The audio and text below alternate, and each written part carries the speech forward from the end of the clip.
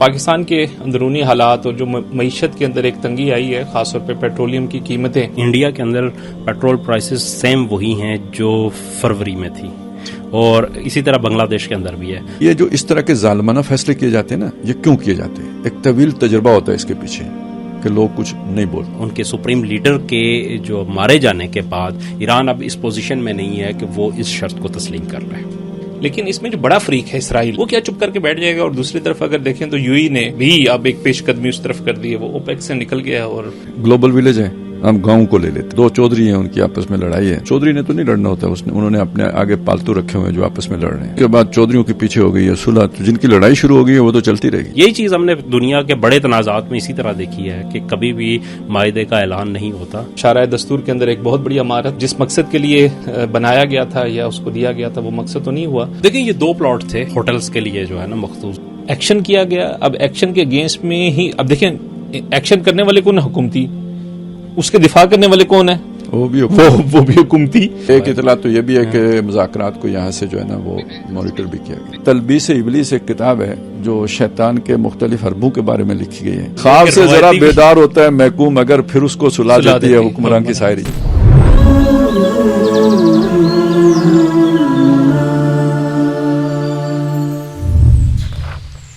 السلام علیکم ناظرین، میں ہوں فاروق سلطان اور آپ دیکھ رہے ہیں پروگرام تذکرہ و تبصرہ. تذکرہ و تبصرہ میں کچھ ہمارا وقفہ آ جاتا ہے، کوئی خالد صاحب کے وزٹس ہوتے ہیں، لیکن آج پھر ہمارے پینل میں مہتاب عزیز بھائی خالد صاحب موجود ہیں اور ڈسکشن میں مختلف ٹاپکس ہیں. ایک ٹاپک تو اوورال ایران جو امریکہ تنازع چل رہا ہے، پھر بیچ میں مذاکرات کی باتیں چلی، پھر ڈیڈ لاک آ گیا. لیکن ابھی کیا ڈیڈ لاک ہو گیا ہے، یہ اندر خانے کچھ چیزیں چل رہی ہیں، اس پہ انشاءاللہ ہم بات کریں گے. اور ابھی لیٹسٹ اپڈیٹس کیا ہے، پھر پاکستان کے اندرونی حالات اور جو معیشت کے اندر ایک تنگی آئی ہے، خاص طور پہ پیٹرولیم کی قیمتیں. لیکن پاکستان کے اندر یہ قیمتیں بڑی جسے کہتے ہیں نا ریپڈلی انکریز کی گئی، اور اس کا جو اثر عوام پہ بڑا شدید پڑا ہے، اور اس کا ایک ریئیکشن ہے عوام کے اندر بھی. لیکن یہ چیزیں آگے اگر اسی طرح کنٹینیو رہی تو ایک بڑا مشکلات جو ہیں وہ سامنے آ جائے گی خود ریاست کو. اور کچھ اور چیزیں بھی ہیں، اور خاص طور پہ ایک بڑا معاملہ جو خبروں میں ہے وہ 1 کانسٹیٹیوشن ایونیو کا ہے. شارع دستور کے اندر ایک بہت بڑی عمارت جس مقصد کے لیے بنایا گیا تھا یا اس کو دیا گیا تھا، وہ مقصد تو نہیں ہوا، لیکن اس کے اندر پھر بہت سے عناصر اور آگے، اور اس کے اوپر حکومت کا یا ہم کہہ سکتے ہیں انتظامیہ کا کافی سخت ایکشن آیا ہے. اور اس ایکشن کے اب مختلف فریق بن چکے ہیں، اور خود حکومتی جو بیانات آ رہے ہیں وہ بھی ایک لگتا ہے کہ ایک فریق بن گیا ہے. پتہ نہیں وہ اس کا دفاع کر رہے ہیں یا اس کو پروٹیکٹ کر رہے ہیں. ان ساری باتوں کو انشاءاللہ ڈسکس کریں گے اور دیکھیں گے. سب سے پہلے سٹارٹ ہم ایران امریکہ جنگ کے اوپر ہی کرتے ہیں. تو مہتاب بھائی، ایران امریکہ جنگ کی جو اپڈیٹس ہیں وہ ہم خیر پہلے بھی کافی ڈسکس کر چکے تھے. تو لیٹسٹ تو یہ چیز ہے کہ جنگ بندی تو ہو گئی، لیکن جنگ بندی کے دوران ایک بات یہ آ رہی ڈیڈ لاک ہے، لیکن ڈیڈ لاک کے اندر تجاویز شیئر ہو رہی ہیں. اچھا، اس دوران جو ہے وہ ایک محاصرہ اس نے امریکہ نے بھی کیا ہوا تھا.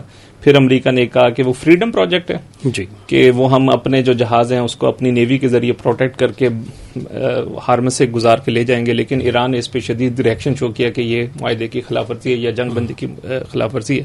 اور رات کو پھر ٹرمپ کا بیان آیا تھا کہ ہم نے وہ اپنے ہارمز کو کھول دیا کہ وسیع تر کہتے ہیں کہ انسانی جو مفاد ہے اس کے تناظر کے اندر. تو لیٹسٹ اپڈیٹس کیا ہیں؟ کیا یہ تو ایسا لگ رہا ہے کہ سیٹل طریقے سے بات تو اندر خانے ایسا لگ رہا ہے کہ چیزیں سیٹل ہیں، لیکن بس وہ ایک اپنی تھوڑا سا ایک شو کیا جا رہا ہے، اور لیکن سموتھلی ایک ٹرانزیشن ہے، اور ٹرانزیشن ہے سیٹلمنٹ کی طرف.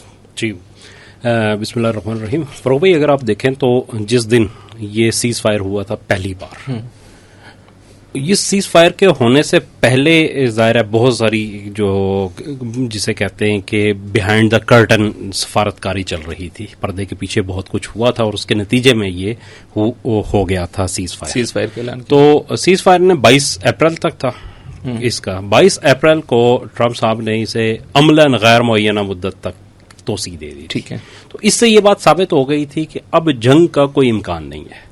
اب دیکھیں معاہدہ جو بھی ہونا ہے اس بات کو سمجھنے کی ضرورت ہے کہ اس وقت ایران بھی اس پوزیشن میں نہیں ہے کہ کوئی بولڈ سٹیپ لے کر اپنی عوام کے سامنے جائے جو چیزیں ایون اس نے پہلے اس جنگ سے پہلے مان لی تھیں. مثلا یورینیم والی بات تھی جو ایران نے تسلیم کر لی تھی اور جس کا اسے کوئی مسئلہ بھی نہیں ہے, وہ اس پہ اوپر تیار بھی ہے. لیکن جس طریقے سے اسرائیل اور امریکہ کا حملہ ہوا اور خصوصاً ان کے سپریم لیڈر کے جو مارے جانے کے بعد ایران اب اس پوزیشن میں نہیں ہے کہ وہ اس شرط کو تسلیم کر لے. یہی حال امریکہ کا ہے کہ امریکہ میں مڈ ٹرم الیکشن ہو رہے ہیں, وہاں پہ سیاست اس وقت عروج پہ ہے. اگر ٹرمپ صاحب یہ تسلیم کر لیتے ہیں کہ ساری چیزیں سیٹلڈ ہو گئی اور انہوں نے کچھ بھی اچیو نہیں کیا اس سے, دیکھیں نا خود ابھی انہوں نے کہا ہے کہ $25 بلین جو ہے نا اخراجات آئے ہیں. یہ ٹرمپ کی طرف سے, ٹرمپ کی نہیں امریکہ کی طرف سے کہ آفیشیل فگر جو ہے نا سامنے آیا ہے. لیکن وہ کہتے ہیں کہ حقیقت میں تو اس سے 4 گنا زیادہ ہے. تقریباً 100 بلین سے زیادہ کے جو ہے نا اخراجات اس پہ ہو چکے ہیں. وہ اخراجات مختلف مد کے اندر, یہ تو وہ ہیں جو براہ راست امریکہ کے اندر آئے. $100 بلین. جی یہ $100 بلین سے وہ اس کو ذرا تھوڑا سا, کیونکہ ہمارے لیے تو اتنی رقم ہم سنتے نہیں ہیں, کمپیریزن کر دیں جو پاکستان کا بیل آؤٹ پیکج تھا جس پہ وہ مطلب 3 بلین تھا, لیکن عملاً ہم 1 بلین ملا تو ہم 2 سال سے خوشیاں منا رہے ہیں اور اس کی بھی جو ہے تو اس مطلب اس کو بھی کہا جا رہا ہے کہ یہ اس سے بھی بڑا ہے. دیکھیں آپ یہ سمجھیں کہ مشرق وسطیٰ میں جتنے اڈے تھے وہ تباہ ہوئے, جتنے چونکہ وہ چیزیں آپ کھل کے سامنے نہیں آئی, یہ اسپیکولیشن ظاہر چھپائی جا رہی ہیں کہ کتنا ہوا عملاً نقصان کتنا. F-35 ان کا گر گیا, اس کی جو ہے نا باقی جو چیزیں ہوئی ہیں ان ساری چیزوں کو اس میں ابھی تک ملفوظ رکھا گیا ہے. جو بحری بیڑے کے نقصانات ہوئے وہ بہت ساری چیزیں ایسی, مطلب اس کو تو وہ کہہ رہے ہیں کہ 100 بلین کا ایک اندازہ ہے, جبکہ وہ کہہ رہے ہیں کہ اس سے بھی کئی گنا اوپر جا سکتا ہے, مطلب 200 بلین تک بھی یہ ہو سکتا ہے عملاً جب اس کو دوبارہ کیا جائے گا. تو یہ اتنا بڑا نقصان کیا اور آپ نے اچیو کچھ بھی نہیں کیا, تو ٹرمپ اس بات کو اپنے عوام کے سامنے کبھی بھی پیش نہیں کر سکتے. تو اب اس کا دوسرا طریقہ کیا ہے؟ اس کا آسان سا حل یہی ہے کہ آپ اس کو آہستہ آہستہ سلو ڈاؤن جو ہے نا وہ پیس کے اوپر چیزوں کو ریویل کرتے جائیں تاکہ کوئی بڑا ریئیکشن نہ سامنے آئے. آپ دیکھیں کہ میں پھر آپ کو وہی کہہ رہا ہوں کہ ایران نے جو ہے نا ابنائے ہرمز بند کی اور پھر کھول دی. ایران نے کہا کہ ایران نے ایک پاتھ دے دیا کہ گزرنا اس پاتھ سے ہے اور ہمارے کنٹرول سے گزرے گا. یہ بھی ضروری نہیں, ابھی تک انہوں نے کوئی فائنلائز نہیں کیا کہ وہ کتنا فی جہاز وصول کریں گے, کس جہاز سے, مطلب پر کنٹینر کے حساب سے ہوگا یا پر بیرل کے حساب سے ہوگا, وہ کوئی چیز اناؤنس نہیں ہے. صرف یہ ہے کہ انہوں نے کہا کہ اس پاتھ سے گزریں اور باقی گزرتے چلے جائیں, اس کے اوپر کوئی قدغن ایران کی طرف سے نہیں لگائی. امریکہ نے جو بلاکیڈ کیا وہ بھی کوئی بلاکیڈ نہیں ہے, ابھی تک صرف علامتی طور پہ ایران کے ایک جہاز کو انہوں نے قبضے میں لیا تھا. اس کے بعد اس کا کیا ہوا وہ بھی کسی کو نہیں پتا کہ کہاں ہوا.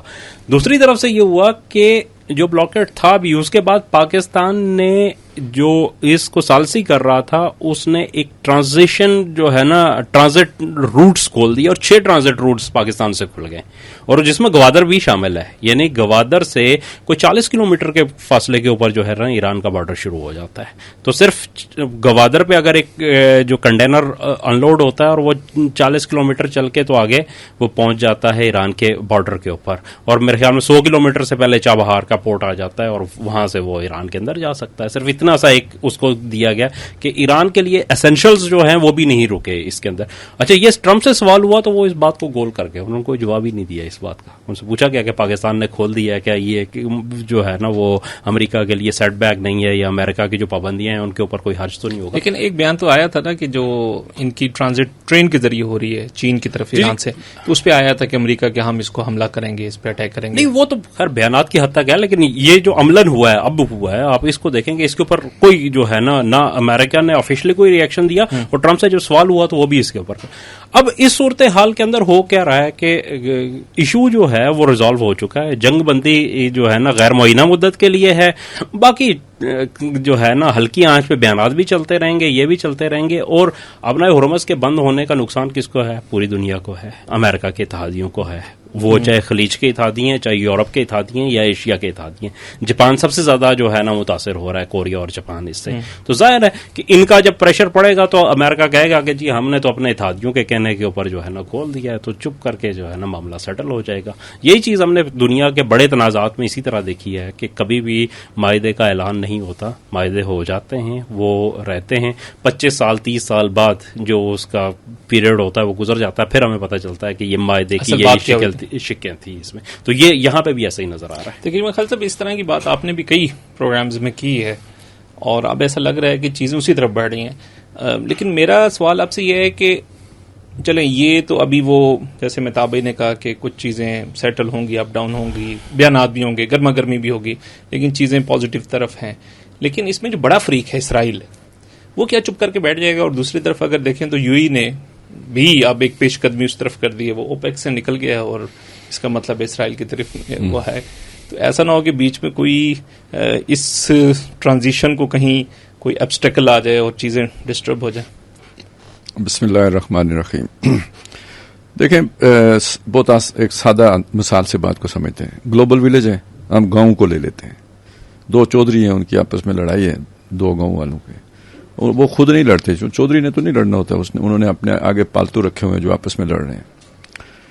जब वो आपस में लड़ रहे हैं उसके बाद चौधरियों के पीछे हो गई है सुलह, तो जिनकी लड़ाई शुरू हो गई है वो तो चलती रहेगी, क्योंकि वो तो उनकी अपनी लड़ाई बन गई है ना, वो तो चलती रहेगी। तो चौधरियों का तो हो गई है सेटलमेंट, रह गए लोकल खिलाड़ी। अब दुबई किधर जाए?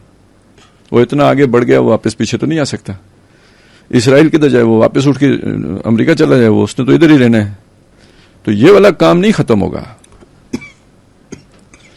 ठीक है? ये 6 महीने के बाद, 4 महीने के बाद, 1 साल के बाद, ये इसने शुरू होना ही होना है, क्योंकि ये जो है ना, लेकिन ये अब जब भी शुरू होगा ये मकामी होगा।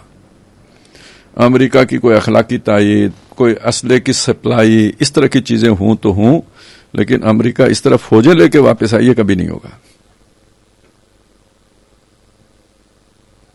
सही, ठीक है? तो ये नहीं कि मतलब एक इशू सेटल हो गया, अमेरिका गया, उसके 16 जो है ना वो उड़ गए, वो क्या थे, बेसिस हवाई अड्डे जो थे, बेस जहां पे उनकी बाकी वो सारा कुछ भी इंस्टॉल्ड था, वो उड़ गए 16।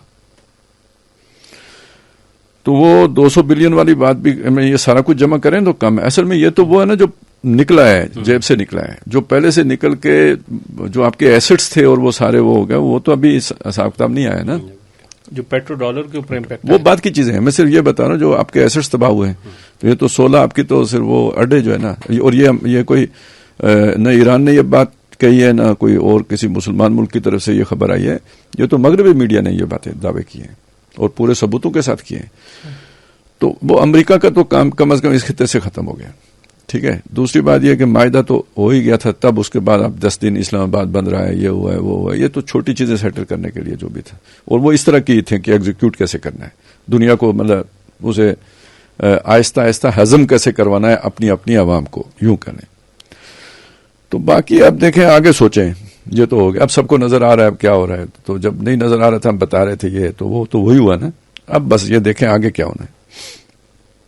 आपको क्या लग रहा है आगे क्या होगा? बताया ना, लड़ाई लेकिन अब लोकल नहीं, लड़ाई। और उसमें तीन है, एक तरफ देखें यानी दो जो है ना साइडें बन रही हैं, एक तरफ इंडिया है, दुबई है, अमारात और इसराइल है, ठीक है? दूसरी तरफ पाकिस्तान है, ईरान भी है, सऊदीया भी हो गया है, तुर्की भी है, मिस्र भी है। अब ये सोचने की बात है, एक जंग होगी या 2 जंगें होंगी, ठीक है? एक मशरिक वस्ता में और एक पाकिस्तान, उन्हीं 2 चाहिए। क्यों कि अगर इसराइल जब मतलब वो तो घेरे में आ गया और पाकिस्तान अगर पूरी तरह सपोर्ट करने के काबिल हो, तो इसराइल के लिए तो उसकी तो एग्जिस्टेंस जो है ना वो खतरे में पड़ जाएगी। तो ये उसकी हिकमत अमली ये होगी कि पाकिस्तान को न्यूट्रलाइज किया जाए, उधर मसरूफ एंगेज किया जाए इंडिया के थ्रू, तो मदरलैंड फादरलैंड, तो मदरलैंड को जो है ना वो फिर उकसाया जाएगा। तो शायद पाकिस्तान को इधर एंगेज किया जाए और उधर वो, या हो सकता है दोनों इकट्ठे भी शुरू हो सकता है दोनों अलग अलग शुरू हो, लेकिन ये दोनों साइड पे ये बट्टी देखनी है। और ये इन लोकल खिलाड़ियों का अगर ये नए जंग लड़ते तो इनका आगे सर्वाइवल इनकी नहीं है, हर गुजरते दिन ये कमजोर होते चले जाएंगे اور یہ آپ کو یاد ہے 5 سال پہلے میں نے آپ سے کہا تھا کہ پاکستان کے لیے جنگ ناگزیر ہو گئی ہے. یہ اب ہر گزرتے دن کے ساتھ پاکستان کمزور ہوتا چلا جائے گا, انڈیا مضبوط ہوتا چلا جائے گا. یہ اس وقت کا سیناریو تھا. ٹھیک ہے, اب یہ ریورس ہو گیا ہے. اب ان کے لیے اب ہر گزرتے دن کے ساتھ یہ والا جو اتحاد ہے یہ مضبوط سے مضبوط تر ہوتا چلا جائے گا, اور وہ جو دوسرا والا ہے وہ کمزور سے کمزور تر ہوتا چلا جائے گا. لہذا ان کی اب یہ فرسٹریشن ہوگی کہ جتنی جلدی جنگ شروع کریں ان کے مفاد میں ہوگی. اور یہ افغانستان والا جو معاملہ ہے اس کے اندر بھی مطلب کیا وجہ ہے کہ مذاکرات تو بہت قریب ہو گئے تھے اور مچی میں میرے خیال سے پاکستان اور سیٹل میں, لیکن پھر اینڈ ٹائم پہ پھر وہ چیزیں ڈسٹرب ہوئیں اور ابھی بھی مطلب حالات اس طریقے سے یہ پھر دراندازی. ایک ریاست کو ایک بات سمجھائے نا, ریاست کیا ہوتی ہے. ریاست کے اندر جو دیکھیں آپ کو بھی پتا ہے کتنے جو ہے نا فیکٹرز ہوتے ہیں, گروپس ہوتے ہیں, لابیز ہوتی ہیں, مفادات اپنے اپنے ہوتے ہیں, پارٹیاں ہوتی ہیں. ٹھیک ہے, ہر ریاست کے اندر ہوتا ہے.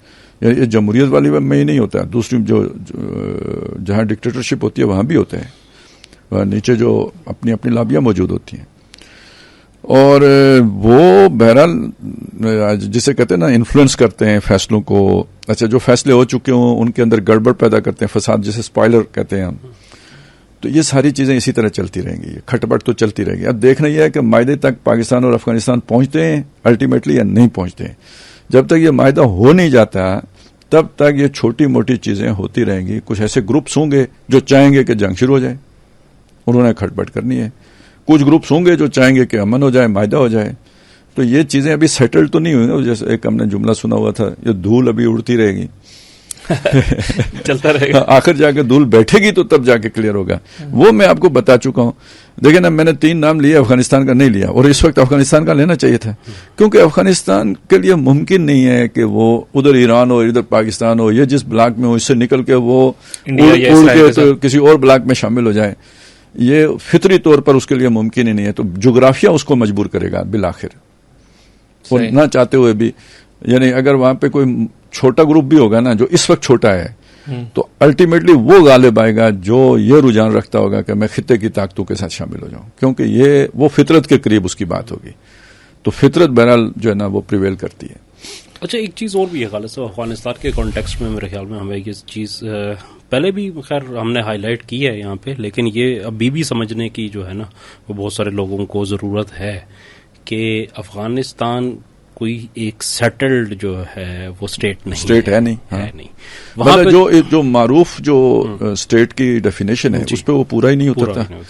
اس اعتبار سے وہ ایک فیلڈ اسٹیٹ آپ اسے مانیں گے. مطلب اسٹیٹ فیلڈ تو تب ہے کہ چلو بن کے پھر ہوئی ہے نا, لیکن وہ تو بنی نہیں ہے ابھی. دیکھیں طالبان جب آئے تو اس وقت امریکہ وہاں پہ موجود تھا اور امریکہ کے خلاف جنگ چل رہی تھی. اس میں بہت سارے چھوٹے چھوٹے گروپس تھے ہر علاقے میں. طالبان کا ایک ڈھیلا ڈھالا سا نیٹ ورک تھا, اس میں 2 بڑے گروپ تھے, ایک جسے کنداری گروپ اور ایک جو ہے حقانی گروپ, یہ مشہور تھے, اور باقی ہر علاقے میں ایک چھوٹا سا تھا اور وہ اپنے طور پہ کام کر رہے تھے. اور کچھ ہائی جیکر ٹائپ تھے جیسے ٹی ٹی پی تھی, جی ان کے بھی کئی گروپ تھے. وہ تو خیر ایک جو ہے نا بے شمار لوگ ہیں اس کے اندر, ہر علاقے کے ہر اس کے بات یہ ہے نا, اب ہر ایک گروپ یعنی اگر فرض کریں آپ نے طالبان کے دانا پانی اسمگلروں کا دانا پانی بند کیا ہے نا, وہ بھی طالبان بن گئے. ایسے ہی ہے. ٹھیک ہے, آپ نے اگر وہ کوئی جو منشیات فروش تھے ان کو روکا ہے, وہ بھی طالبان بن گئے.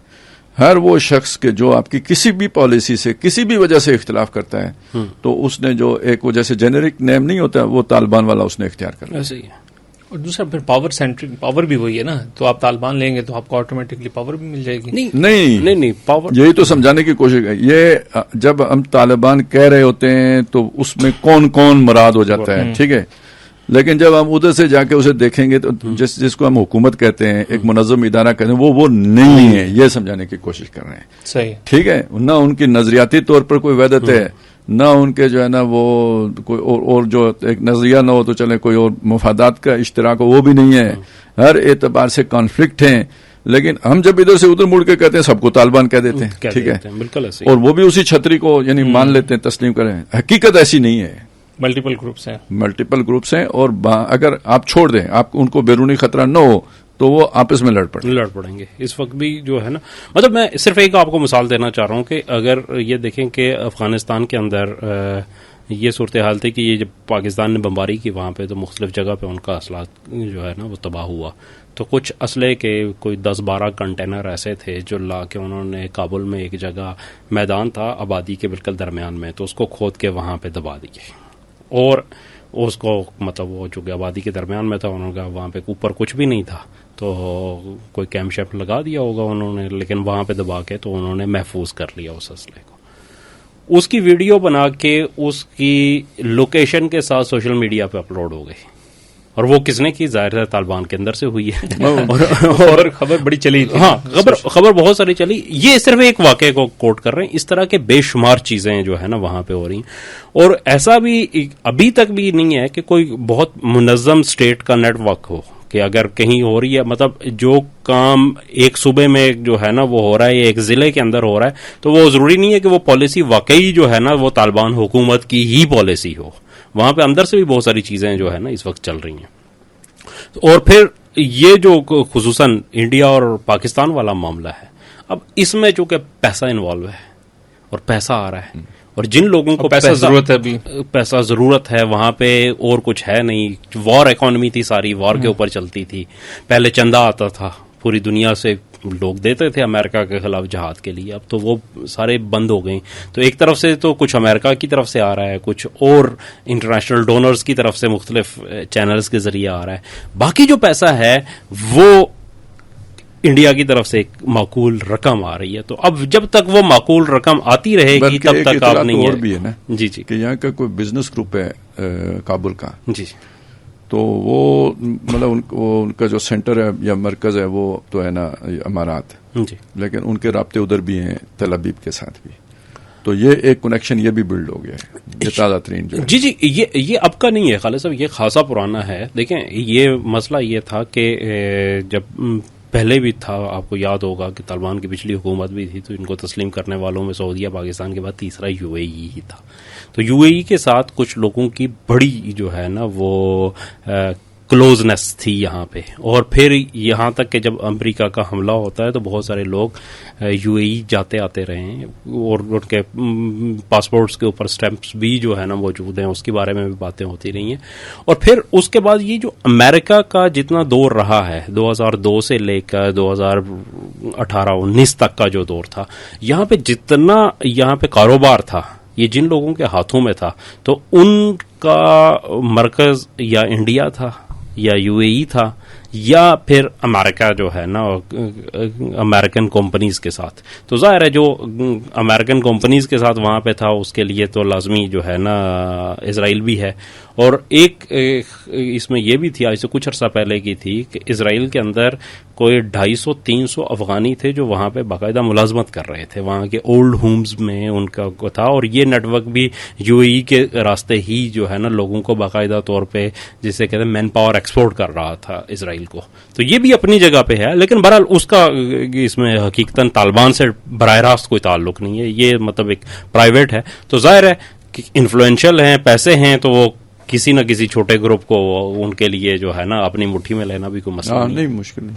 سر یہ بتائیں کہ ابھی جو آپ نے جملہ کہا کہ دھول اڑ رہی ہے, ایک تو دھول تو یہ عالمی منظرنامے کے اوپر وہ ساری چیزیں اور ممالک کے درمیان تعلق اور ایک رسا کشی, اور پاکستان نے چلیں اس میں بڑا ایک اہم کلیدی کردار ادا کیا, پاکستان کا نام بھی گیا. لیکن دوسری طرف یہ دیکھیں کہ اس کا جو اوور آل یہ تیل کی قیمتیں ہیں اس کا بڑا امپیکٹ عام عوام کے اوپر آیا. اور میرے خیال سے سب سے زیادہ میرے خیال پاکستان کے اندر جو قیمتیں بڑی ہیں, پاکستان شاید ٹاپ کنٹریز میں سے پہلے 2 میں سے جتنی بڑی ہے, اور اس میں لیوی کی جو شرح وہ اتنی زیادہ ہے. اچھا, اس سے بڑھ کر کہ وہ جو ایک اشرافیہ کی جو وہ ہیں لگژریز, یا اس کو ہم کہتے ہیں کہ اس کی مراحت, ان کے اوپر کوئی قدر نہیں. اس سے جو ایک انریسٹ ایک عام عوام میں جو پیدا ہو رہی ہے, کیونکہ بنیادی ضرورت کی چیز ہے اور اس کا امپیکٹ اس کی تمام نظام زندگی پہ پڑ رہا ہے. تو ریاست کو اب بس سارا آؤٹ ورڈ ہی دیکھنا ہے, یا کوئی انورڈ بھی ان کی کوئی توجہ ہونی چاہیے, یا ہو گئی کہ ہم اس میں تھوڑا سا اسپیسیفک کر دیتا ہوں خالد صاحب کہ دیکھیں اس میں یہ جو پوری ظاہر دنیا کی معیشت ڈسٹرب ہوئی ہے, لیکن آپ دیکھیں کہ انڈیا کے اندر پیٹرول پرائسز سیم وہی ہیں جو فروری میں تھی. اور اسی طرح بنگلہ دیش کے اندر بھی ہے. پاکستان میں 2000 میرے خیال میں 257-58 روپے تھا اور اب 400 روپے ہو گیا ہے.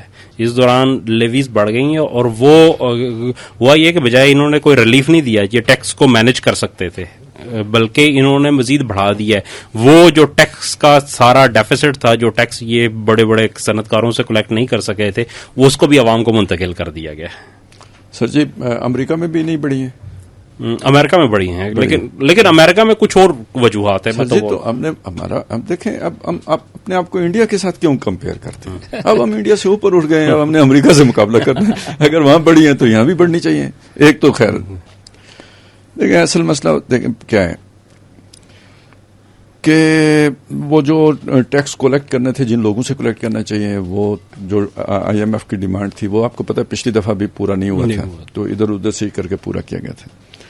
اب وہ ٹیکس لگانے کے راستے میں ایک رکاوٹ تھی عوام کے اوپر, وہ کمی پوری کرنے کے لیے, اس کی تلافی کرنے کے لیے رکاوٹ یہ تھی جی بدنامی آئے گی, یہ ہوگا. تو بلی کے باغوں چھینکا ٹوٹا, جنگ کا بہانہ بنا, تو وہ اپنا جو ہے نا سارا سکور سیٹل کر دیا, وہ مطلب اپنی جو ہے نا نقصان پورا کر لیا, اس بہانے سے کر لیا. ایک تو یہ ہو. ویسے تو آپ کو پتہ ہے نا, مطلب 2-3 سال پہلے تو وہ بات تھی وہ ڈیفالٹ ہونے والا ہے, یہ ہے وہ ساری باتیں چل رہی. تو ہے تو نازک دور میں ہی ہماری معیشت, ملک بھی اور معیشت بھی, وہ تو 70 سال سے ہمیشہ سے. اب یہ ہوا کہ جی جب یہ چیز ہو گئی نا, تو یہ ایک بہانہ مل گیا, یہ کر لیا. اصل میں اس میں تکلیف دہ چیز جو ہے نا وہ یہ نہیں ہے. ویسے بھی جنگ اور بڑھتی تو انڈیا کو بھی کرنا پڑتا, ٹھیک ہے, بنگلہ دیش کو بھی کرنا پڑتا. یعنی اس صورتحال میں یعنی اس کی سپلائی جاری رہنا بڑی بات ہوتی ہے, قیمت اہم نہ ہوتی, وہ بڑی بات ہوتی. جنگوں میں قربانیاں دینی پڑتی ہیں. میں ایرانی کتنی بڑی قربانی دے رہے ہیں, تو یہ مطلب یہ تو لوگ پھر ہضم کر جاتے ہیں. ٹھیک ہے. اصل تکلیف دہ بات یہ ہے کہ یہ سارا نزلہ جو ہے نا یہ گرایا گیا عوام کے اوپر. آپ نے کتنا کٹ لگایا, جو لوگ مفت پیٹرول استعمال کرتے ہیں ان کے مفت استعمال کے اوپر کتنی کمی کی گئی ہے. ٹھیک ہے. اسی طرح جو ان کی تنخواہوں میں کوئی کمی کی گئی ہو, کیونکہ وہ بھی تو ایک لگزوریس پیکج ہے نا جو ان کو دیا گیا ہے. کوئی جو ہماری ریاستی سطح پہ یا حکومتی سطح پہ جو عیاشیاں ہیں, جو فضول خرچیاں ہیں, جو دکھلاوے کے لیے ایکٹیو, ان میں کیا کمی کی گئی ہے؟ کوئی پروٹوکول کی گاڑیوں میں کتنی کمی کی گئی ہے؟ ہمارے لیے کیا ہے, یہ بھی ایک طرف قیمتیں اور دوسری طرف جی موٹر وے پہ 90 کلومیٹر کے 100 کلومیٹر سپیڈ ہوگی, پیٹرول بچانا ہے. ادھر اتنا قطرہ بچا رہے ہیں, ادھر دریا بہائے جا رہے ہیں. تو دیکھیں نا, جب یہ چیز کسی آدمی کے مشاہدے میں آتی ہے, ایک ہمیشہ حکمرانوں کو ایک غلط فہمی رہتی ہے, وہ سائلنٹ میجورٹی کے بارے میں رہتی ہے. یہ بہت اہم بات ہے. یعنی یہ جو اس طرح کے ظالمانہ فیصلے کیے جاتے ہیں نا, یہ کیوں کیے جاتے ہیں؟ ایک طویل تجربہ ہوتا ہے اس کے پیچھے کہ لوگ کچھ نہیں بولتے, بونگتے ہیں لیکن عملاً کچھ نہیں کرتے, نعرے لگاتے ہیں, گالیاں دیتے ہیں, یہ کچھ ہوتا ہے لیکن عملاً ہمیں کوئی تکلیف نہیں پہنچتی. یہ ایک پرسپشن بن جاتی ہے. اسی لیے عوام کی اکثریت سائلنٹ میجورٹی, یعنی وہ لوگ جو بولتے نہیں, اکثریت میں وہ ہوتے ہیں. یہ بولنے والے تھوڑے سے ہوتے ہیں, تو ان کے بولنے سے فرق نہیں پڑتا. یہ ہوتا ہے وہ اینالیسس کی جس کی بنیاد پہ حکمران طبقہ جو ہے نا وہ ظلم کرتا چلا جاتا ہے, اور یہاں تک پہنچ جاتا ہے کہ جی جب اسے کہا جائے کہ جی روٹی نہیں ملتی تو یہ بھی کہہ گزرتا ہے کہ ڈبل روٹی کھا لو, کیک کھا لیا کرو. ٹھیک ہے نا. اس کی لاجک یہ ہے اصل میں کہ انہیں پتہ ہے کہ لوگوں نے آگے سے نہیں بولنا, اور اس میں جو مس پرسپشن ہے وہ کیا ہے کہ انہیں پتہ ہی نہیں ہے. یہ غلط بات ہے. نہیں بولنا وہ تو ایک ماضی ہے ان کا, پتہ ہے. یہ جو 10 کروڑ ہیں, جہل کا نچوڑ ہیں, یہ پتہ ہے. ٹھیک ہے, ان کی فکر سو گئی, ان کی فکر سو گئی. تو جو دوسری بات ہے نا, یہ نہیں بات کہ انہیں پتہ نہیں ہے, یہ غلط فہمی ہوتی ہے. انہیں پتہ نہیں ہے, پتہ سب ہوتا ہے. بولنا نہ ایک علیحدہ بات ہے. آنکھیں کھلی ہوتی ہیں ان کی, کان ان کے سنتے ہیں, انہیں نظر آ رہا ہوتا ہے کیا ہو رہا ہے, اور وہ سن رہے ہوتے ہیں کہ کیا بیت رہی ہے. یہ سب انہیں معلوم ہوتا ہے.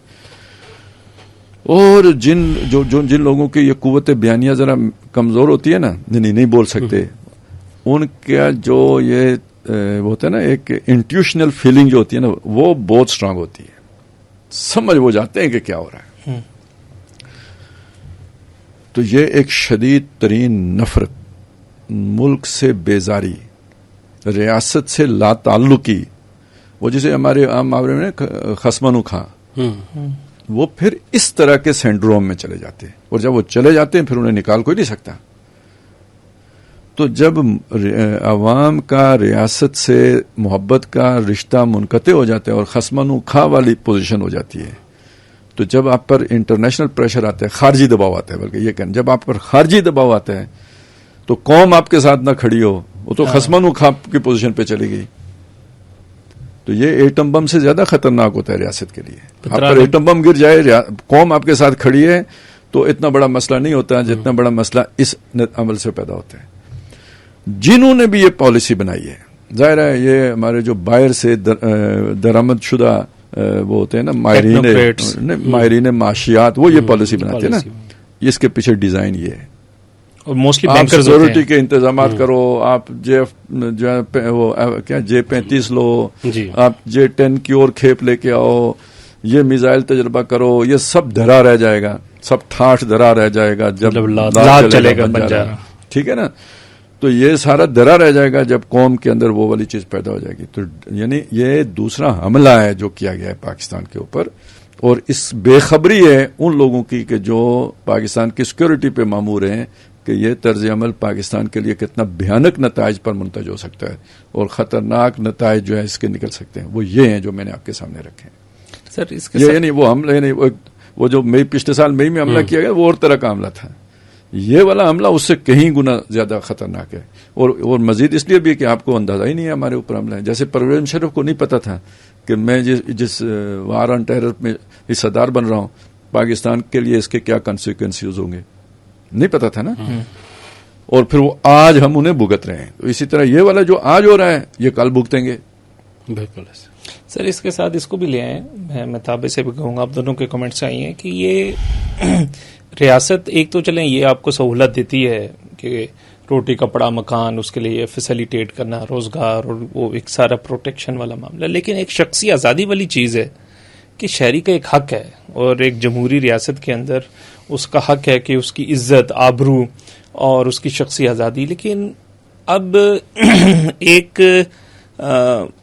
معاملہ چل تو رہا ہے کہ ریاست کے کچھ عناصر ان کے خلاف کریک ڈاؤن، لیکن اس کریک ڈاؤن کے اندر ایک تو چلیں اس کے بھی ہم کئی دفعہ وہ بڑے بچگانہ طریقے سے، ایسے گندے طریقے سے یا بےہودہ طریقے سے کیا جاتا ہے کہ مجرم بندے کو بھی ہیرو بنا دیا جاتا ہے. پہلی چیز تو یہ.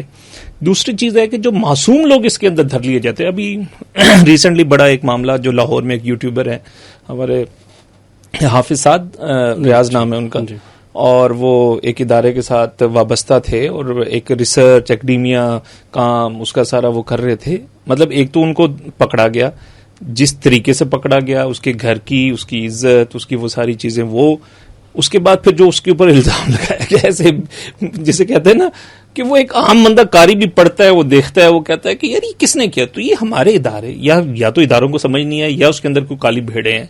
معاملہ کیا ہے؟ اور اگر یہی بات جب یہ ابلاغ ہوتا ہے، جب اس کے خلاف تو لوگ کیا چیز پرسیو کرتے ہیں، اور ریاست کا کیا امیج جاتا ہے یا ہمارے اداروں کا کیا امیج جاتا ہے. کل کو وہ صحیح کام بھی کریں گے، بلکہ ہم تو کئی دفعہ یہاں ڈسکس بھی کر چکے ہیں کہ جن کو پکڑنا چاہیے ان پہ ہاتھ نہیں پڑا، ان کو ریلیکسیشن دی جا رہی ہے یا ویٹ اینڈ سی کی پالیسی کے اوپر ہوتا ہے، اور وہ کھلے ہم بک بھی رہے ہیں، ریاست کے خلاف کھلے ہم بات بھی ہو رہی ہے. ان کو آزادی ہے، ان کو بلکہ پروٹوکول بھی ہے، وہ چیزیں شیزیں بھی ہیں، بڑے بڑے تقریبات میں ان کو انویٹیشن بھی مل جاتی ہے، حکومتی انویٹیشنز جو ہیں ان کو مل جاتی ہے. اور ایسے جو ہے معصوم لوگ ان کو جو ہے وہ کر کے اور اس کے خلاف شدید جو ہے وہ ایک ریئیکشن پیدا کیا جا رہا ہے عوام کے اندر. یہ تو میرے جذبات ہیں. نہیں دیکھیں بات یہ ہے، خیر ہمیں یہ تو نہیں پتا ہوتا وہ یعنی کوئی معصوم ہے یا نہیں، یہ تو ہم نہیں کہہ سکتے. بات یہ ہے، لیکن یہ طریقہ کار کا غلط ہونا تو اپنی جگہ پہ ہے، اور یہ آج سے نہیں ہے، 25 سال سے وہ جو مسنگ پرسنز والا کہانی تھی. لیکن اب جو ہو رہا ہے نا، یعنی آپ اس کو یوں بھی تو دیکھ سکتے ہیں، میں یہ مطلب اسے ترجمہ کر رہا ہوں کہ جو لوگ ریاست پہ الٹی سیدھی آنکھتے ہیں، ٹھیک ہے، جو گالیاں بھی نکالتے ہیں، بڑے یعنی حساس اداروں کے سربراہان تک کو بھی معاف نہیں کرتے، انہیں کوئی کچھ نہیں کہتا. تو آپ مطلب ایک طریقہ تو یہ نا آپ کہیں کہ بھئی یہ ان کے پٹھو ہیں، ان کے یہ ہیں، اس لیے کچھ نہیں کہتے. تو ایک سوچ تو یہ بھی ہو سکتی ہے، مطلب میں اسے یوں اگر ٹرانسلیٹ کر لوں کہ اس کے لیے ریاست کو کوئی پرواہ نہیں ہے، بے شک گالیاں بکتے رہو. پالیسی یہ ہے. آپ نے اداروں کا لفظ، میں یوں کہوں کہ اداروں کی پالیسی یہ ہے کہ بے شک گالیاں بکتے رہو، ہمیں کوئی فرق نہیں پڑتا. آزادی آپ نے مانگی تھی، آپ کو آزادی ہے جتنا مرضی. یہ نہ ہو کہ آپ کہیں مشرقی جرمنی سے مغربی جرمنی ہجرت کر جاؤ، ٹھیک ہے نا، کہ ایک چھوڑ کر، اس لیے کہ یہاں بھونکنے کی اجازت ہے جتنا مرضی کرو، ٹھیک ہے. ریاست کے خلاف جاؤ گے عملاً تو نہیں چھوڑیں گے. تو اس سطح پہ تو میں سمجھتا ہوں اگر پالیسی یوں ہے تو مجھے سمجھ میں آتی ہے یہ بات، ٹھیک ہے. تو پھر یہ ہو کیا رہا ہے؟ ہاں، اب پھر ہو کیا رہا ہے؟ یہ جو اٹھائے جو جا رہے ہیں یہ کیوں؟ یہ تو وہ ہیں جو ریاست کے حق میں بولتے ہیں. کم از کم پچھلے 5 7 10 سالوں میں تو یہ دیکھا نا، ریاست کے حق میں بولتے دیکھا ہے. یہ کیوں اٹھائے جا رہے ہیں؟ یا ان کے گھر کیوں چھاپے مارے جا رہے ہیں؟ یا ان کے گھر کیوں پولیس بھیجی جا رہی ہے ذلیل کرنے کے لیے یا ڈرانے دھمکانے کے لیے؟ یہ کیوں کیا جا رہا ہے؟ تو دیکھیں، مجھے یہ پالیسی نہیں لگتی. اس کے پیچھے دیکھیں وہی بات ہے جب ہم طالبان کے بارے میں کہتے ہیں کہ ان کے مختلف وہاں پہ فیکٹرز انوالو ہیں، تو یہاں پہ بھی تو ہے نا. یہاں کیا ہو سکتا ہے آپ نے کوئی پوسٹ جو ہے نا کسی ایسے جو ہے نا وہ قبضہ گروپ کے خلاف کر دی ہو جو اسے اچھا نہ لگا ہو، کوئی آپ نے ایسی بات کر دی ہو جو کسی مذہبی مافیا کے خلاف ہو وہ اسے اچھی نہ لگی ہو. یہ مختلف میں نے اشارے کر دیے. اب ان کے بھی تو انتظامیہ کے اندر ہے نا اثر و رسوخ، افراد ہیں جو ان کے پے رول پر ہیں، ان کے کہے پر وہ بہت سارا کام کرتے ہیں. ایک ہوتا ہے کہ جی آپ نے اپنے ذاتی بدماش رکھے ہوئے ہوتے ہیں، زیادہ لمبے ہاتھ ہوں تو آپ نے ریاستی اداروں کے اندر موجود اہلکاروں کو اپنا ذاتی بدماش کے طور پر استعمال کر رہے ہوتے ہیں. پاور ہوتی ہیں ریاستی، ٹھیک ہے. وسائل کہنا چاہیے، پاورز تو ریاست کی ہوتی ہے نا. یہ تو وسیلہ مطلب پیسہ ہے تو آپ کر رہے ہیں استعمال، ٹھیک ہے.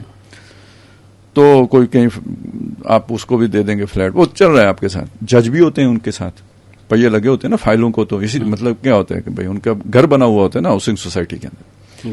تو جب اس طرح کے لوگوں کے خلاف آپ بولیں گے تو وہ پھر اگر کسی ادارے کے اندر کسی اپنی لابی کو بلکہ اپنے کسی مافیا کو ایکٹیویٹ کر دیں تو مجھے یہ لگتا ہے کہ یہ اس طرح سے ہوتا ہے. پچھلے اس عرصے میں جو میں نے محسوس یہ کیا ہے کہ دیکھیں آپ اگر دیکھیں ایران اور کی جو جنگ چھڑی ہے نا، اس کے بعد جو فوری طور پہ ری ایکشن آیا جو گلگت میں ہوا، جو کراچی میں ہوا، تو وہ لوگ کہ جو سپورٹ کر رہے تھے ایران کو بھی جیسے ہم تھے، تو ہم نے بھی اس چیز کو تو ہم نہیں سپورٹ کر سکتے نا، اس پہ تنقید کی.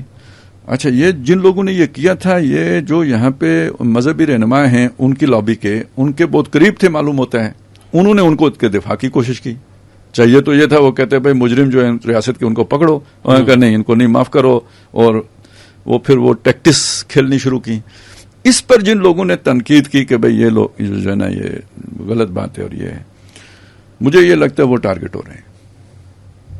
تو پھر یہ ٹارگٹ کون کر رہے ہیں؟ آپ ریاستی ادارے تو نہیں کہہ سکتے نا.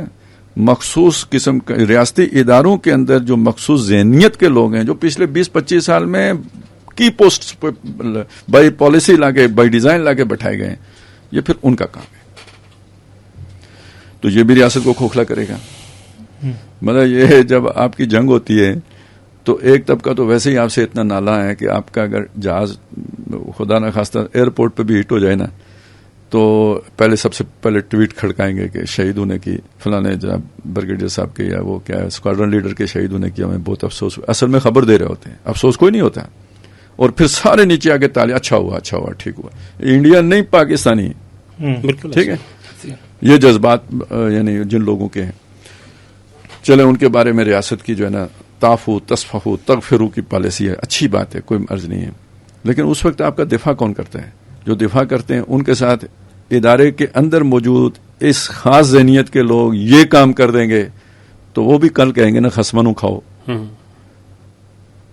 بہرحال آدمی کی جب ذاتی بےزتی ہوتی ہے تو بہت میچور بندہ ہوگا کہ وہ جو اس کو بیلنس کر کے اور پھر اسے اس ساری کیفیت کو ایک طرف کر کے اور اسے جناب مخصوص لوگوں کے کھاتے میں ڈال کے ریاست کے ساتھ پھر بھی جو ہے نا خیر خان بن کے کھڑا رہا. ریئیکشن ہوتے ہیں اور کچھ نہ کرے نہ پھٹے، لیکن یہ کہ وہ ہو جائے لا تعلق تو ہو جائے گا نا.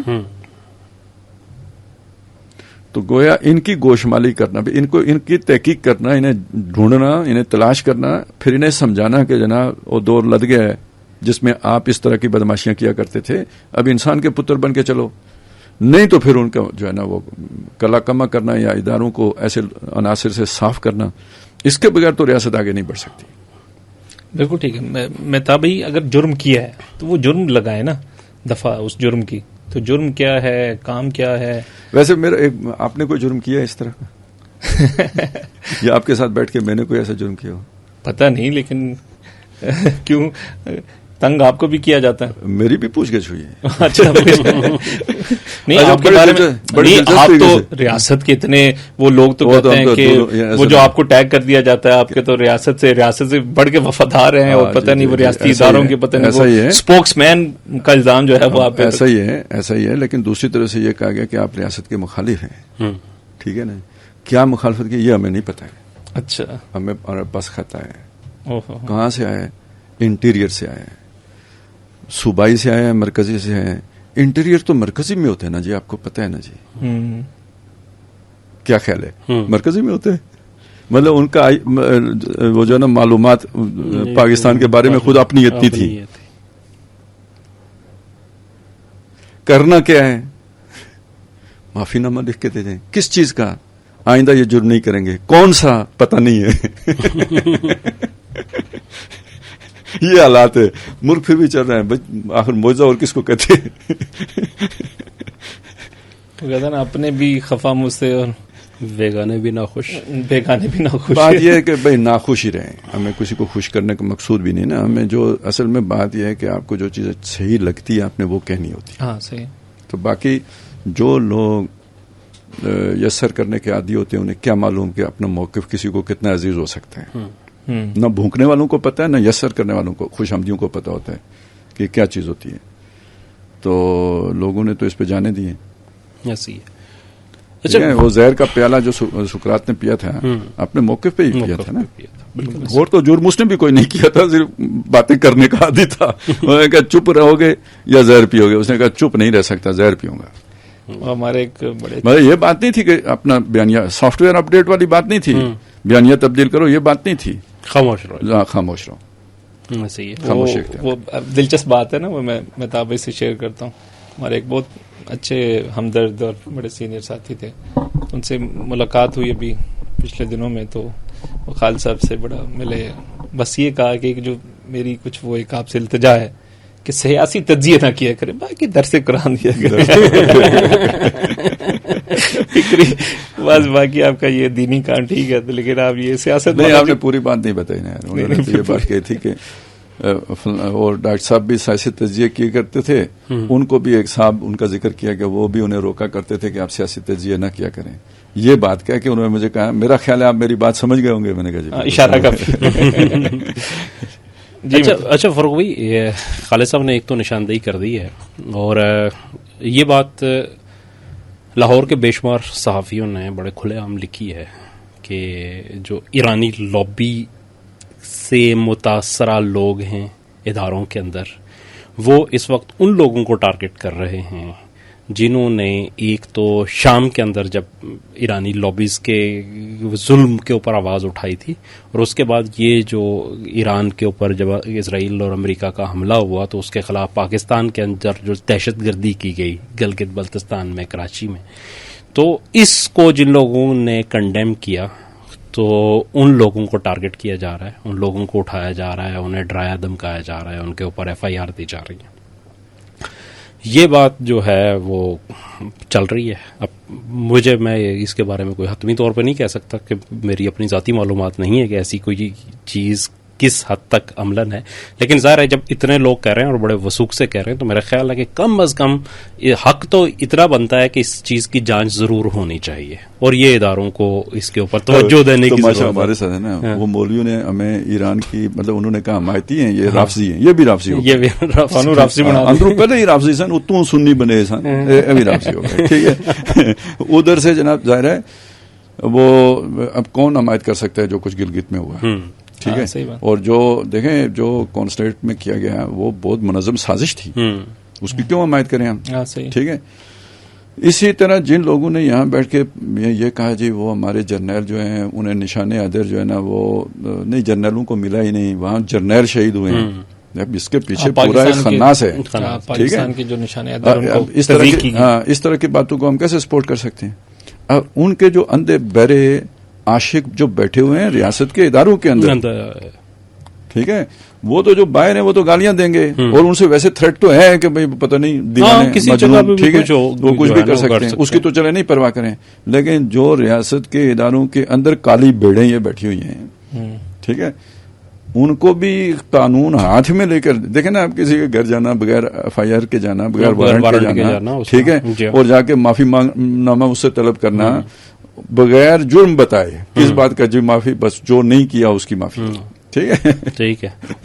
لیکن یہ خالد صاحب یہ بھی وجہ ہو سکتی ہے نا کہ اگر وہ بتا دیتے تو آپ کو پتہ چل جاتا ہے یہ کس لابی کی شرارت ہے. اچھا، پھر یونیفارم پہننے کی کیا ضرورت ہے؟ پھر جو ہے نا آپ وہ جو ہوتی ہیں کیا ملیشیاز ہوتی ہیں جو وہ بنا لیں. یونیفارم پہننے کی کیا ضرورت ہے؟ نہیں خالد صاحب، اب تو یونیفارم آپ کو قانون کا پابند کرتا ہے یا قانون صرف شہری کے لیے ہوتا ہے؟ جب پابند کرتا ہے تو آپ نے جا کے کسی کو اریسٹ کرنا، اس کا جرم نہیں بتانا اس کو. ظاہر سے اس کا تو ایک پروسیجر ہے. لیکن خالد صاحب میں اور چیز کہہ رہا ہوں، دیکھیں یہاں پہ ایک چھوٹا سا واقعہ ہے، آپ اور دیکھ لیں کہ ایک اینکر ہیں جو آج کل میرے خیال میں سیاست میں آئے ہیں، اقرار الحسن صاحب، تو لاہور ایئرپورٹ کے اوپر ایک ایف آئی اے کا اہلکار اس پہ جو آن ڈیوٹی ہے وہ اس کے اوپر آوازیں کس رہا ہے، اور سیاسی بنیاد کے اوپر. مطلب سیاست یار آپ باوردی جب ہوتے ہیں اور اس کے اوپر ریاست کا کوئی، یہ تو اس اعتبار سے ریاست کا فیلیور ہے ٹوٹل. دیکھیں سرکاری اہلکار ووٹ دے سکتے ہیں، ٹھیک ہے، اس کی سیاست بس اتنی ہے کہ ووٹ دے سکتے ہیں. کسی کینڈیڈیٹ کی مہم نہیں چلا سکتا، اس کے جلسے میں نہیں جا سکتا، اس کی کوئی جو ہے نا اس کا ایکٹیو ممبر نہیں ہو سکتا، کسی سیاسی پارٹی میں شامل نہیں ہو سکتا. یہ قانون ہے. کسی سیاسی پارٹی کی ممبرشپ نہیں ہو سکتی اس کی سیاسی اہلکار ہوتے ہوئے. یہاں سیاسی اہلکار آفیسرز لیول کے کی پوائنٹ جو ہے نا پوزیشنز پہ بیٹھے ہوئے وہ سیاسی پارٹیوں کے جلسوں پہ جا کے تقریریں کر رہے ہوتے ہیں. ان کی سینٹرل ایگزیکٹو کونسل کی میٹنگز میں بیٹھے ہوئے مل جاتے ہیں. لوکل جو ان کی میٹنگز ہو رہی ہوتی ہیں وہاں سرکاری اہلکار بیٹھے ہوئے ہوتے ہیں. ان کی جو پبلک میٹنگز ہوتی ہیں اس میں جا کے تقریریں کر رہے ہوتے ہیں. بالکل. اچھا دیکھیں فیض حمید کا بھی تو جو جس جرم پہ اس کو کیا گیا ڈیٹین تو وہ بھی یہ تھا نا کہ وہ جو اچھا وہ سرکاری اہلکار پھر ہمیں کہتے ہیں آپ جو ہے نا ریاست کے وہ کیا کہتے ہیں اسے وظیفہ خار ہو یا تم کیا ہو پائی. اچھا تم تو تنخواہ دار، باقاعدہ اعلانیہ تنخواہ دار ہو. اب ہمیں وہ بھی آگے کہے گا بھائی تم یہ ہو. کیوں اس ریاست کے اس خادم کے، وہ ریاست کا خادم ہے، وہ جس کی وہ تنخواہ لیتا ہے، اس خادم کا ریاست کے بارے میں آپ نے ریاست کی حمایت کیوں کی ہے؟ آپ کو اس نے یہ بتایا کہ آپ جو ہے نا ان کے ٹٹو ہو، اور خود سائن کر کے اپنی مرضی سے ڈاکومنٹ سائن کر کے ٹٹو بنا ہوا ہے، ٹھیک ہے، وہ ہمیں کہہ رہا ہے. تو یہ اچھا دوسری اس میں ایک اور پہلو یہ ہے کہ ریاستی اداروں کا کہ جو خصوصاً لا انفورسمنٹ ایجنسیز ہیں ان کی پروسیکیوشن کا جو سسٹم ہے وہ انتہائی فسردہ اور ناکام ہو چکا ہے. کہیں پہ بھی وہ کسی فرانزک ایویڈنس یا کسی چیز کو وہ اس کے ذریعے کسی بندے کو سزا دلوا ہی نہیں سکتے. وہ اس قسم کی حرکتیں کرتے ہیں کہ ایک بندے کو پکڑا ہے اور اس کا جواز کیا ہے کہ اس کی جیب سے القاعدہ کا ممبرشپ کارڈ برآمد ہوا ہے. اچھا اب یہ پوری دنیا اس کے اوپر حیران ہے کہ القاعدہ کبھی کوئی کارڈ بنایا ہے القاعدہ نے؟ نہیں، القاعدہ کارڈ جاری کرے گی. مطلب آپ اس بندے کی کیوں کارڈ کی ضرورت کیوں ہوتی ہے؟ مطلب یہ دیکھیں نا کاؤنٹر ٹیررزم کا. خالد صاحب اس پوائنٹ کو صرف نوٹ کیجیے گا کہ کاؤنٹر ٹیررزم کے تھانے میں جو درخواست دائر ہوئی ہے مطلب اور ایک جو ہے وہ محرر کی مدعیت میں دائر ہوئی ہے، اس میں یہ کیا گیا ہے کہ اس بندے سے القاعدہ کا ممبرشپ کارڈ برآمد ہوا ہے. تو ان کا القاعدہ کے بارے میں، ان کا ٹیررزم کے بارے میں، ٹیررسٹ آرگنائزیشن کے بارے میں ان کا نالج کتنا ہے؟ اس چیز سے آپ سمجھ ملک کے قانون کا بھی نہیں پتا ہے. اتنے وہ ان کی منہ کو خون لگ گیا ہے نا لا قانونیت کا کہ انہیں کوئی پتہ نہیں کہ ملک کا قانون کیا ہے. ہم نے کس قانون کو کے پابند ہیں اس کی پرواہ نہیں. وردی ہے بس کافی ہے. تو یہ والی جو چیز ہے نا، یہ پھر ظاہر ہے جب لاقانونیت ہوتی ہے تو پھر لوگ باہر نکلیں گے، پھر اپنے دفاع میں جو ہے نا وہ اس میں جو ہے نا ریئیکٹ کریں گے، اس کے اندر انارکی پھیلے گی. نہیں چلو ان کو تسلی ہے، نہیں نکلیں گے. مسئلہ یہ ہے کہ کیا آپ بیرونی حملے کے خطرے سے دوچار ہیں یا نہیں ہیں. ٹھیک ہے، آپ کی قوم نے آپ کا ساتھ نہ دیا تو کیا ہوگا، اور آپ نے یہ حرکتیں کی تو نہیں ساتھ دے گی. نہیں، ان کا تو خیال یہ ہے کہ چونکہ جب حملہ ہوگا پھر تو ہر صورت میں لوگ ساتھ آ جائیں گے، جیسے پچھلی دفعہ بھی آ گئے تھے، تو لہٰذا مسئلہ ہی کوئی نہیں. سارے لوگ نہیں ساتھ آئے تھے. نہیں، ظاہر سی بات ہے کہ بہت ٹھیک ہے، سارے لوگ بالکل نہیں ساتھ آئے. جیسے پہلے 65 میں ساتھ آ گئے تھے، جیسے دوسرے مواقع پہ ہم نے دیکھا لوگ ایک ہو جاتے ہیں، لیکن یہ کہ پچھلی دفعہ سارے، یہ ان کا پروپیگنڈا تھا کہ سب ایک ہو گئے. ٹھیک ہے، وہ تو نہیں تھے لوگ، تو مطلب انہیں ان کی تو امیدوں پہ اوس پڑ گئی کہ بھائی پاکستان نے ان کا یہ اتنے شاید ہندو نہ خفا ہوئے ہوں جتنا، کیونکہ ان کو تو یہ تھا نا کہ وہ جیت گئے، ان کو تو یہ موقع مل گیا. اور یہ ان کا بیانیہ ہمیں بتا رہے تھے کہ یہ جھوٹ بول رہے ہیں کہ جی ہم جیت گئے ہیں، جیتے تو وہ ہیں، وہ جیتے ہیں بالکل. ٹھیک ہے، تو کوئی ساتھ وات نہیں تھے، جو ساتھ تھے ان کو توڑا جا رہا ہے، یہ کہہ رہا ہوں میں. ہاں، دیکھیں جو پاکستان کا دفاع کرے تھے، اور ان کا کیا اسٹیک تھا یا اس کا کیا بہت بینیفٹ. تو یہ سارے والنٹیئرز ہو گئی نا، دو چیزیں ہو گئی. ایک وہ مہنگائی کے ذریعے سے دل توڑو ملک سے، اور دوسرا ایسے اقدامات کر کے. بالکل. تو یہ پھر جب آپ یہاں پہ پہنچتے ہیں نا، تو پھر اس کا مطلب یہ ہوتا ہے کہ وہ جو اس طرح کے عناصر ہیں نا، یہ صرف ان کا ذاتی موٹیو نہیں ہے جس کی وجہ سے یہ ہو رہا ہے، یہ باقاعدہ ایک ڈیزائن ہے جس کے تحت یہ ہو رہا ہے. اور لوگ جڑے ہوتے ہیں انٹرنیشنل مافیاز کے ساتھ، وہ پھر اور ایسی پوزیشنز پہ ہوتے ہیں کہ انہیں پتہ ہوتا ہے کس ادارے میں کس آدمی کے ذریعے سے میں نے کیا کام کروانا. وہ پرسنل تعلقات ہوتے ہیں، وہ تھرو پراپر چینل نہیں ہوتا ہے، وہ ڈائریکٹ ہوتا ہے. بس آخری ایک بات ہے کہ اسی تناظر کے اندر کہ اگر قانون سب کے لیے برابر ہے تو بہت سی بستیاں غیر قانونی مسمار کی گئیں، بہت سے ایکشن لیے گئے. ایک بڑے بستہ جب بڑے مگر مچ پہ ہاتھ ڈالا، ٹھیک ہے، اور باقی ٹھیک ہے اگر وہ لا کے اگینسٹ تھا یا قانون کی خلاف ورزی ہے تو اس کے اوپر بھی وہی ایکشن ہونا چاہیے تھا. لیکن چیخیں اتنی آئیں کہ وہ جو ہمیں مساوات ہے نا وہ نظر نہیں آ رہی ہے، وہ حکومتی مشینری. اچھا، یہ بالکل یہی بات ہے کہ آپ کو یہاں پہ بھی ایک سپلٹ نظر آ رہا ہے. ایکشن کیا گیا، اب ایکشن کے اگینسٹ میں ہی اب دیکھیں ایکشن کرنے والے کون ہے؟ حکومتی. اس کے دفاع کرنے والے کون ہیں؟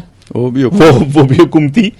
تو وہ کہتا نا کہ پرابلم کہاں پہ ہے، کئی چیز ہے. اب اس کے obviously ظاہری بات ہے اسٹیکس ہیں، اشرافیہ ہے، وہاں سارے ججز کے فلیٹس بھی ہیں. پہلے تو مہتاب بھائی آپ ذرا اس کی بیک گراؤنڈ تو بتا دینا ساری. بس کوئکلی بتانی ہے تاکہ پھر ہم 2005 میں بنا، پھر کیا ہوا. دیکھیں یہ 2 پلاٹ تھے جو ہوٹلز کے لیے جو ہے نا مخصوص کیے گئے تھے کہ ریڈ زون کے اندر ہو، تاکہ جو باہر سے آنے والے جو گیسٹ ہیں، ہائی لیول گیسٹ ہیں، ان کے لیے ریڈ زون کے اندر ہی ہو، تاکہ سیکورٹی کے پرابلمس نہ ہو. اس دفعہ بھی دیکھا ہم نے جس طرح کی سڑکیں بند ہوئی ہیں، اور جو بلکہ ایک اطلاع تو یہ بھی ہے کہ مذاکرات کو یہاں سے جو ہے نا وہ مانیٹر بھی کیا گیا. مطلب خیر اور بھی بہت ساری مطلب اس میں باتیں ہیں، لیکن بنیادی اس جو ہے تنازع کی طرف آئے اسے. تو یہ پلاٹ جو ہے وہ 100 سال کی لیز کے اوپر دیا گیا اور بہت ہی نومینل پیسوں کے اندر دیا گیا. مطلب جو اسلام آباد میں کمرشل ویلیو تھی اس جگہ کی، اس کا کہتے ہیں کہ صرف 2 یا 3% جو ہے نا وہ وصول کیا گیا، اور 100 سال کی لیز پہ دیا گیا کہ یہاں پہ.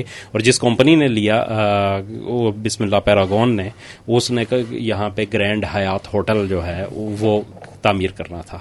لیکن اس کو لے کے اس پرائم لوکیشن کے اوپر انہوں نے یہ کیا کہ ایک بلڈنگ بنائی، اور اس بلڈنگ کو 100% ریٹ پہ، مطلب 3-4% ریٹ پہ لیا، ہاں فلیٹس بنائے اور وہ 100% ریٹ پہ بیچ دیے. اس میں سے بہت سارے فلیٹس گفٹ بھی کیے گئے لوگوں کو. مطلب ریحام خان صاحب کی ایک کتاب آئی ہے کہ عمران خان صاحب کو 1 کروڑ روپے میں پینٹ ہاؤس ملا تھا اس کے ٹاپ کے اوپر جو ہے نا اس کے. تو جبکہ انہوں نے کہا کہ جب میں نے کہا کہ جی میرا ایک کزن ہے، اس کا یہ کتاب کے اندر لکھا ہوا، اور یہ ذرا کتاب کئی سال پہلے چھپی تھی، تو اس نے کہا میرے کزن کے بارے میں نے ان سے بات کی جو حفیظ پاشا صاحب تھے اس کو بنانے والے. تو ان سے میں نے کہا کہ جی یہ آپ نے اتنے میں دیا تو ایک اور ہمیں چاہیے. تو اس نے کہا کہ ہنس کے کہا کہ یہاں تو جو 5th فلور کا جو ریٹ ہے وہ بھی جو ہے اس کے 10 گنا زیادہ ہے، یہ تو صرف خان صاحب کے لیے تھا. تو اسی طرح سے بہت سارے لوگوں کو یہاں پہ وہ اکوموڈیٹ کیا گیا، اور باقی ظاہر بیچے گئے، اور پھر پوری ایلیٹ ایک جگہ پہ اکٹھی ہو گئی. تو یہ بنا ہوا تھا. ایک چیز تو یہ ہے. پھر اس کے بعد یہ ہوا کہ اس میں ایک اور کردار بھی ہیں جو سابق جسٹس ریٹائرڈ اعجاز الاحسن صاحب, جو آج بھی پاکستانی قوم کے پیسوں سے جو ہے نا تقریباً 30-35 لاکھ روپے پینشن وہ لے رہے ہیں. وہ پنجاب بینک کے کنسلٹنٹ تھے, تو پنجاب بینک سے انہوں نے اس کمپنی کو قرضہ دلایا. پھر جو ہے وہ لاہور ہائی کورٹ میں اس کیس کو انہوں نے ٹیکل کیا. پھر اس کے بعد سپریم کورٹ میں اس کمپنی کے وکیل بھی رہے. پھر سپریم کورٹ میں جب وہ آئے تو انہوں نے اس کی سماعت کی اور اس میں پھر ان کو کلیئر کر دیا گیا. ان کو ایک تھوڑا سا جرمانہ کیا گیا اور ان سے کہا گیا کلیئر ہو گیا. مطلب یہ بھی پئیوں والی سرکار تھی. پئیوں والی پوری. اور پھر اس کمپنی نے وہ جرمانہ بھی نہیں پے کیا اور جو اوریجنل رقم انہوں نے دینی تھی وہ 2-3% کی, وہ بھی سی ڈی اے کو نہیں دی. تو یہ اب جو ہے اس کے اوپر ہاتھ ڈالا گیا. اچھا, اس میں صرف ایک چیز اور رکھ کے پھر خالد صاحب سے اس کے بارے میں اسے دیکھیں گے کہ ایک بڑی اور دلچسپ چیز یہ ہے کہ یہ ایشو تھا ہی نہیں, یہ بظاہر تو سیٹلڈ ہو گیا تھا.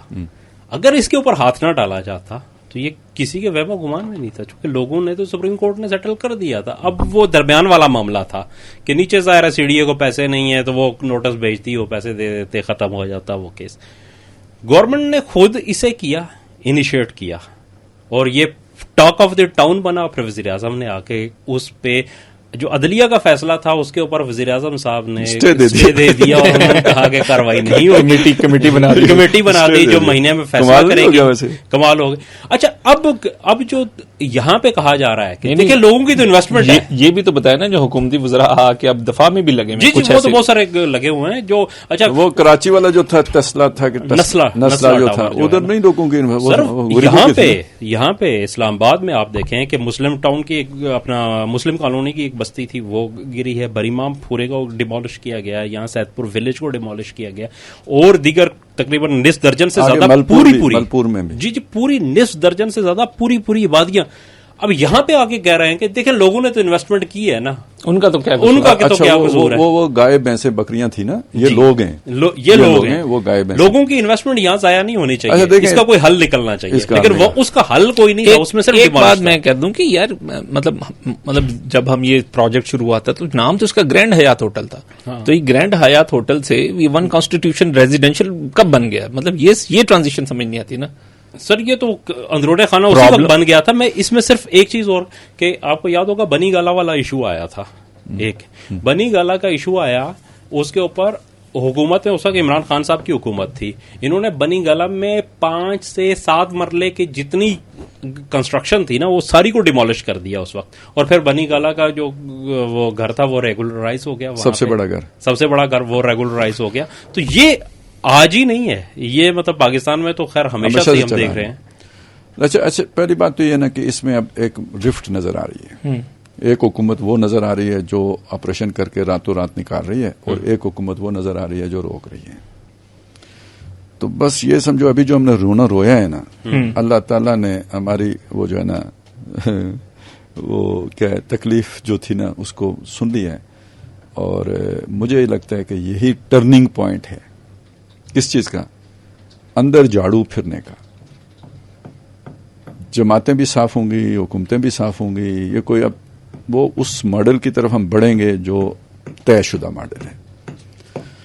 وہ لیکیج ختم ہوگی. وہ میں نے آپ کو بتایا تھا بالٹی میں لیکیج بہت ہے, انویسٹمنٹ آئے گی بھی تو ساری لیک ہو جائے گی. وہ اب بالٹی ٹھیک ہونی ہے.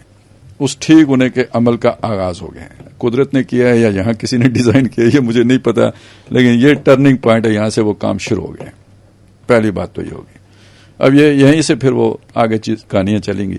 مطلب خبر تو ہے کہ نقوی مستی کر رہا ہے, جو بھی کر رہا ہے پتہ نہیں کون کر رہا ہے. مجھے امید یہ ہے کہ یہ بھی انشاءاللہ تعالی یہاں سے بھی جو ہے نا اشرافیہ پر بھی ہاتھ پڑے گا اور یہ ٹرینڈ سیٹ ہوگا یہاں سے. ٹھیک ہے. یہ جو ہے نا ایک مطلب ایک چیز طے ہو جائے گی کہ اب کوئی نہیں بچے گا. اگر یہ نہیں بچے تو کوئی اور بھی نہیں بچے گا. ٹھیک ہے, میں یہ خوش امیدی میں مبتلا ہوں. لیکن ایک اور پہلو بھی ہے, وہ ذرا دلچسپ ہے. وہ تھوڑی سی کہانی مجھے بھی معلوم ہے. وہ کہانی شاید آپ کو نہ پتا ہو. یہ جب اس کا بیسمنٹ بنانا جی تو اس میں درس قرآن کی آفر آ گئی. مطلب ملایالہ سے آئی ہماری طرف. صحیح. یعنی ہمارے مرکز سے, کوئی اور نہ سمجھ لے. نہیں مرکز بھی مرکز اب تنظیم اسلامی سے. جی تو ان کو ظاہر اپروچ کیا گیا تھا پاشا، یہ شیخ عبدالحفیظ پاشا صاحب بسم اللہ وہ جو ہے نا ٹیکسٹائل والوں کے، اور یہ داماد ہیں ستارہ ٹیکسٹائل والوں کے، ٹھیک ہے، چولہے سے نکل کے اولے میں ہیں، یہ مطلب رشتہ داریاں آپس میں ہی ہیں. اچھا یہ جناب، اچھا مجھے کوئی نا، میں دیسی مدرس ہوں نا، ٹھیک ہے، ولایتی نہیں ہوں، تو مجھے اس طرح کی محفلوں میں جانے کا یا درس جا کے دینے کا نا وہ مطلب ایک ایزیٹیشن کہیں یا وہ ایک جیسے نہیں ہوتا انقباض سا، تو میں نے کسی اور کو بھیج دیا. پھر یہاں پہ جمعہ شروع ہو گیا، جمعے کی آفر آ گئی، وہ نیچے ٹھیک ہے، اس کے لیے بھی میں نے کسی اور کو بھیج دیا. میں الحمدللہ نہ ملاقات ہوئی نہ جانا ہوا، اللہ نے بچا لیا. ہمارے بڑے سینئر مدرسین جو ہے نا، پتہ چلا جی ان کے گھر میں، یہاں پنڈی میں بھی، اسلام آباد میں جو گھر ہے وہاں بھی ایک مدرس، وہ ان کی ڈیوٹی فیصل آباد سے لگی تھی، جو آ کے یہاں درس دیتے تھے، ٹھیک ہے. اور جو فیصل آباد میں بھی ہمارے جو سینئر لوگ ہیں ان کے ساتھ، یعنی تنظیم کے جو سینئر لوگ تھے ان کے ساتھ، اب شیخ عبدالحفیظ پاشا صاحب، یہ میں دوہرا کیوں رہا ہوں، یہ مجھے سمجھ نہیں ہے کہ شیخ اور پاشا اکٹھا کیسے ہو جاتے ہیں، کیونکہ بلاول بھٹو زرداری بھی ہوتا ہے، پتہ نہیں مجھے نہیں ہوتا سر. اتنا بڑا پروجیکٹ تھا تو برکت کے لیے درس قرآن اور اچھا اب وہ چیز شروع ہو گئی. اب یہ بس میں نے آپ کو ایک ذرا وہ دوسرا وہ سرا بتایا کہ یہ کتنے نیک لوگ بھی ہوتے ہیں. انہوں نے جناب وہ سنا یہ ہے کہ وہ یعنی مغربی سرحد کے پار بھی بہت کچھ یعنی وہ کیا تھا، مدد امداد، یہ وہ سارا. یہاں پہ بھی بہت ساری مذہبی تنظیموں کو وہ کرتے رہے ہیں، یہ تو خیر تاجی کھوکھر بھی کرتے رہے ہیں، طارق جمیل صاحب کو بھی، ٹھیک ہے. چلیں مسجدیں بھی ہیں نا اپنی بیریا ٹاؤن میں بھی، اچھی طرف سے وہ تو ان کا دسترخوان بھی ہے، لیاقت آباد میں لگاتے ہیں دسترخوان. تو یہ سارا کچھ چلتا رہا. اچھا اب جو چیز میں آپ کو بتانا چاہ رہا تھا نا وہ یہ ہے، اب جو چیز ابھی آپ نے بتایا کیا کہ ایک طرف ان کا یہ فیس ہے، مذہبی فیس ہے، دوسری طرف یہ والا فیس ہے.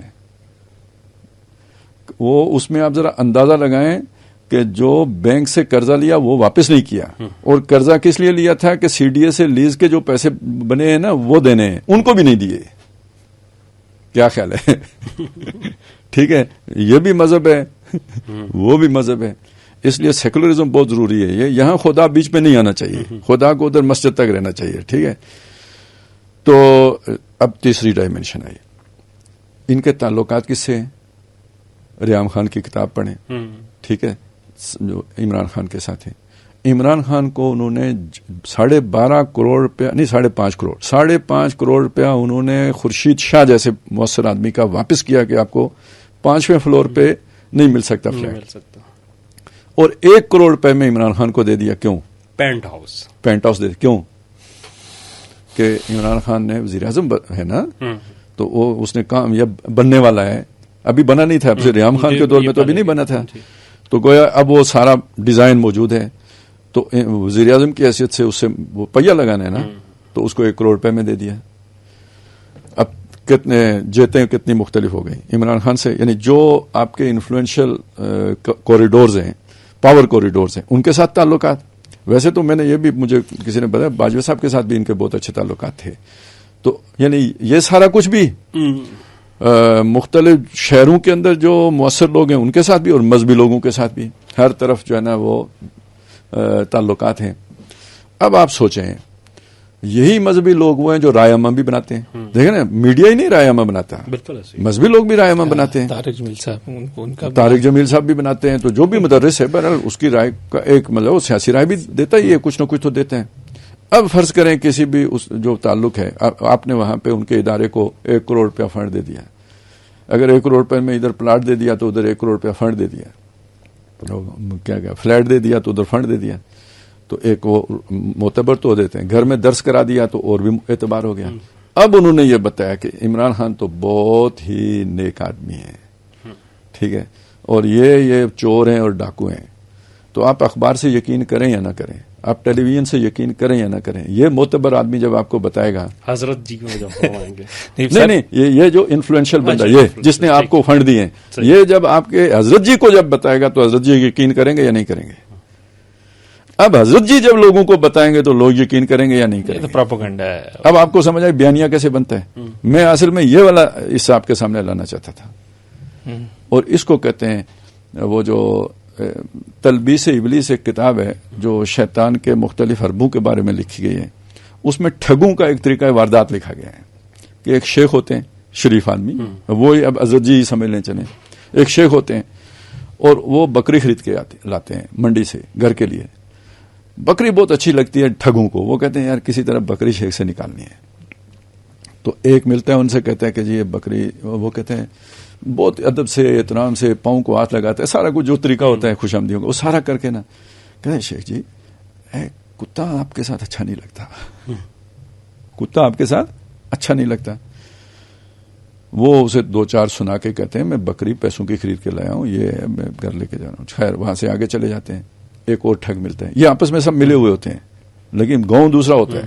وہ ٹھگ اب ان سے کہتا ہے اسی طرح ادب احترام چائے پی کے جائیں وغیرہ وغیرہ. آخر میں بات یہ ہے کہ جی یہ آپ کتا بیچتے نہیں ہیں. تو انہوں نے پہلے کی نسبت کم غصہ کر کے اس کو ڈانٹا. جب 3-4 دفعہ ایسا ہی ہوا نا, جب آخری بندے نے یہ بات کہی نا تو اس نے وہ بکری اس کو پکڑا دی کہ تجھے ویسے ہی دے دیتا ہوں. ٹھیک ہے, انہیں اپنے اوپر جو ہے نا وہ یقین نہیں رہا ان کے اوپر. اتنے بندے تو جھوٹ نہیں بولتے, اور مختلف جگہوں پہ لوگوں نے یہ بات کہی ہے. تو اب جب آپ جائیں فیصل آباد تو وہاں کے شیخ جی بھی آپ کو وہی بات بتائیں, وہاں سے لاہور آئیں تو وہاں کے شیخ جی بھی وہی کہانی سنائیں, وہاں سے ملتان جائیں تو وہاں سے بھی شیخ جی سے یہی خبر ملے. تو بندہ اچھا خاصا ایمان کے ساتھ یہاں سے جائے گا تو واپس تو شکوک و شبہات لے کے آئے گا نا. سر اور ایک دلچسپ بات, خواب سے ذرا بیدار ہوتا ہے محکوم مگر پھر اس کو سلا دیتی ہے حکمران کی شاعری. جی سر میں یہ کہہ رہا تھا کہ آپ اس میں بھی دیکھیں کہ ایک طرف روایتی علماء بھی آپ کی دے رہے ہیں, تحریکی جو ہے نا تنظیم وہ بھی سارے دے رہے ہیں, اور بہت الٹرا ماڈرن قسم کے جو داعیان دین ہیں وہ بھی اس کی ساری گواہی دے رہے ہیں کیونکہ ان کے پروگرام بھی اسپانسر ہوتے ہیں. یہ ہے جی ٹیکنالوجی آف دا یوتھیالوجی.